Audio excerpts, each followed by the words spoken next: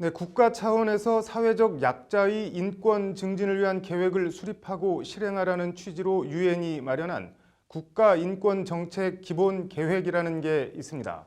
우리나라는 2007년에 도입해 5년마다 계획안을 마련해 적용해 오고 있는데요. 관련해서 법무부가 오늘 올해부터 실시할 3차 계획안 수립을 위한 공청회를 열었는데 비판의 말들이 쏟아져 나왔다고 합니다. 인권을 최우선으로 한다는 문재인 정부의 인권정책 계획 수립 공청회에서 날선 비판들이 쏟아져 나온 배경과 이유를 석대성 기자가 전해드립니다. 오늘 오전 서울역 KTX 대회의실에서 열린 제3차 국가인권정책 기본계획 공청회. 공청회가 시작되자마자 주최 측인 법무부에 대한 날선 비판이 쏟아져 나왔습니다.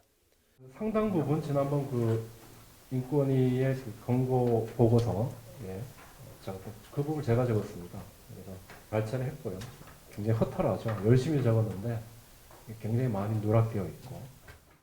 유엔 권고를 받아들여 국가 차원의 인권정책 계획을 수립, 실행하는 제1차 국가인권정책 기본계획은 노무현 정부 마지막 해인 지난 2007년 시작됐습니다.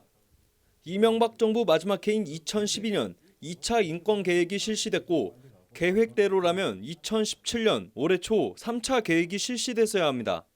그런데 이제 공청회 절차를 밟고 있는 겁니다. 즉 공청회 참가자들의 비판은 현 문재인 정부가 아닌 사실상 인권정책에 손 놓고 있던 박근혜 정부 등 전임 정부 관료들에 대한 비판인 겁니다.